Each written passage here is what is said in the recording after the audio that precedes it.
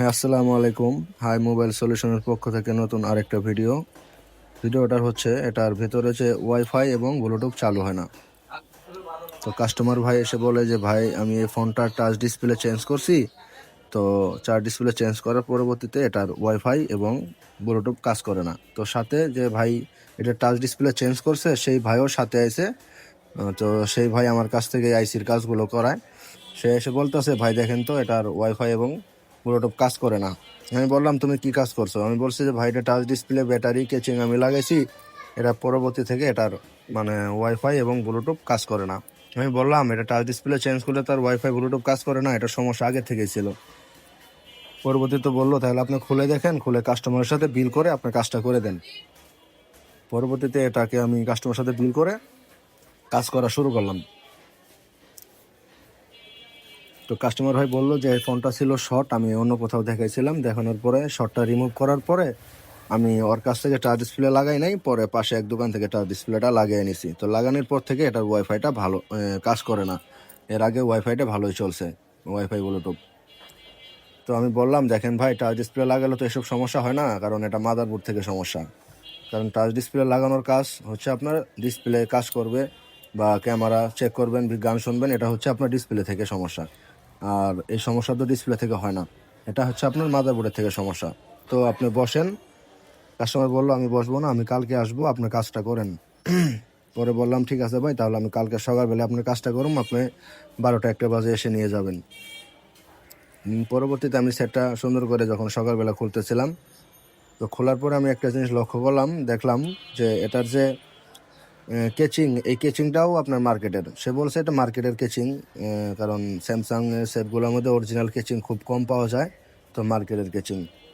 তো আমি খোলার ফার্স্ট টিপে সিমটা খুলে যখন মাদারবোর্ডে আমি চেক করতে যাই, তখন দেখি মাদারবোর্ডের ভেতরে ওয়াইফাই আইসিটাই ছিল না। যে ভাই এই ফোনটার ফার্স্ট টিপে কাজ করছে, সে ভাই এই ওয়াইফাই আইসিটা হতে পারে শর্ট ছিল, খুলে রেখে দিছে। পরবর্তীতে সেট রান করছে, কিন্তু এটার ওয়াইফাই আর ব্লুটুথটা একদমই কাজ করে না, মানে মিসিং, অনই হয় না। তো আমি এটা লক্ষ্য করলাম যে এটার যে ওয়াইফাই আইসিটা সেটা কিন্তু নেই। দেখেন এখানে কিন্তু ওয়াইফাই আইসিটা মিসিং। তো এটা ওয়াইফাই আইসিটা না থাকার কারণে ব্লুটুথ এবং ওয়াইফাই এটা কাজ করে না বা চালু হয় না। পরবর্তীতে এটাকে আমি সাইডে ক্যামেরা খুলে রেখে সাইডে রেখে আমি ওয়াইফাই আইসিটা এটা কিন্তু পরিবর্তন করে দেই।